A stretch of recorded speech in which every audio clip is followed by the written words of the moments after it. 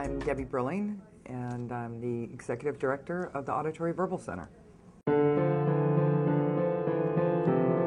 The Auditory Verbal Center is a center, not a school, that teaches hearing impaired children from mild to profound how to hear and speak without the use of sign language or lip reading. What did you hear? Moo. Did you hear a cow? Oh, you heard a cow. We literally teach these children to understand spoken language pretty much the same way you and I learn to hear. To detect sound, discriminate the sound, identify it, comprehend it. Bringing it back out in a natural environment. That's it. Good job there. Like a diamond in the sky. Okay, I'm Allison Tucker. I'm an auditory verbal therapist and a parent of a child with cochlear implants. There are principles, guiding principles of auditory verbal therapy. There are 10 of them that help define what the approach is like. It's really more than just coming to therapy one day a week. Because you're training the parents on what to do, they get the ideas of activities they can do at home, but they develop habits. Habits of how to talk to their child, how to expand vocabulary, how to make the environment easier for them to listen in the beginning when they're just acquiring their language, how to have a quieter environment, how to take care of the equipment, how to manage audiological issues.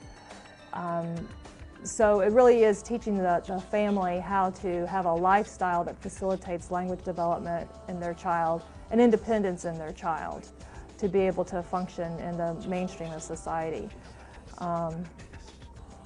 Auditory verbal uses no visual cueing. So whereas we will have natural gestures like we would with anybody, but we're not emphasizing lip reading, we don't use any sign language, we're not encouraging you to look at our face. So it's an auditory only approach to train the parents to raise their children in a listening environment. I'm Ms. Shalay Talmore, audiologist at the Auditory Verbal Center. An audiologist is someone who studies the ear, the balance system, and does oral rehabilitation in some cases, and fits hearing aids and does mapping of cochlear implants.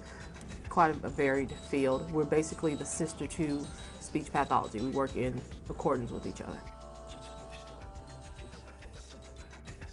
Cochlear implant is another, it's not an amplification device like a hearing aid. It's actually a surgical device that's placed into the cochlea, which is the hearing or sensory organ, and it sends the signal directly to the auditory nerve in hopes that it gets to the brain and that it can learn and detect. It has two parts, the surgical piece, which is implanted roughly behind the mastoid part of the ear, and the external portion, which looks in most cases kind of like a behind the ear hearing aid, and that's the microphone piece, and that's the electronic part.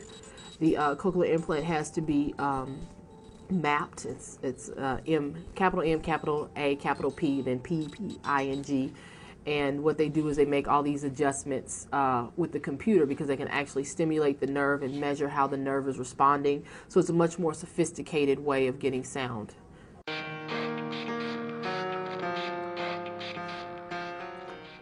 My name is Cadet Sergeant Brilling at Riverside Military Academy, Gainesville, Georgia. I was born profoundly deaf. I wear a cochlear implant made by Advanced Bionics. I can hear and talk just like normal people like you. I'm part of the drill team, and I'm also involved in Boy Scouts, Civil Air Patrol, and I go to boot camps, and I enjoy outdoor activities. I went through ABC's program when I was about 3 months old, and they taught me how to hear and speak, and they put hearing aids on me. I got my first implant when I was 6 years old. Then when I turned 16, my implant failed, and I got re-devised 2 weeks later, and I can hear again. The newer one works so much better than the older one.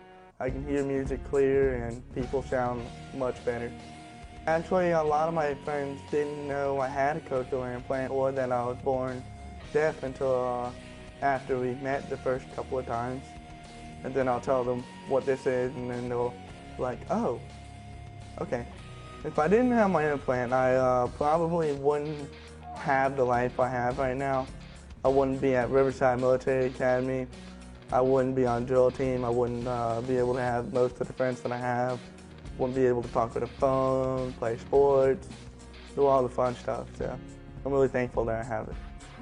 My name's Samantha Billing. I was born profoundly deaf, and I'm 19 years old and a freshman at Berry College.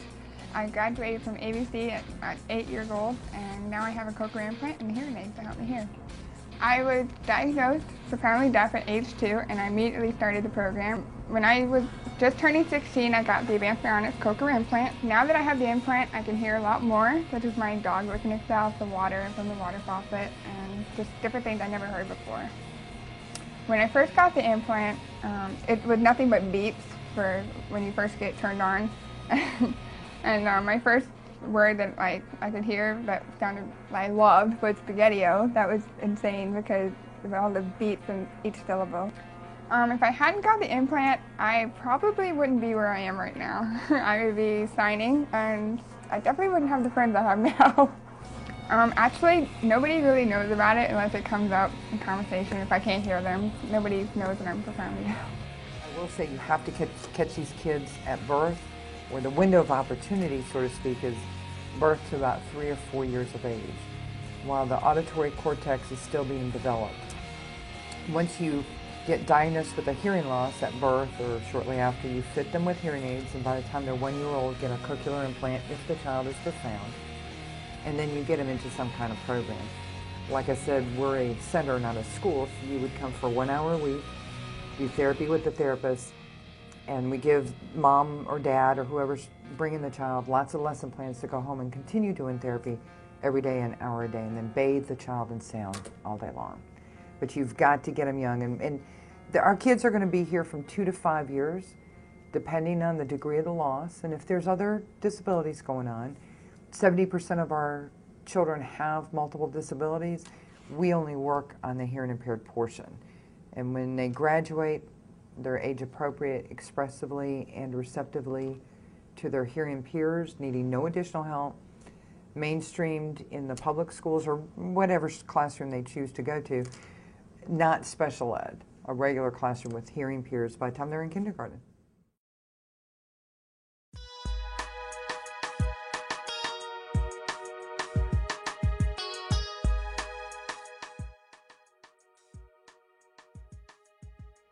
Testing 1, 2, 3.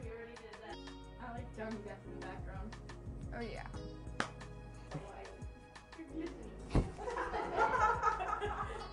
See that little blinky red light?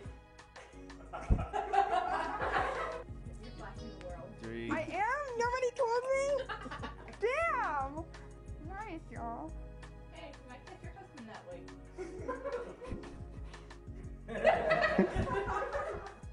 Her? Ain't that tacky? I'm gonna let it. That's even You worse. can't really.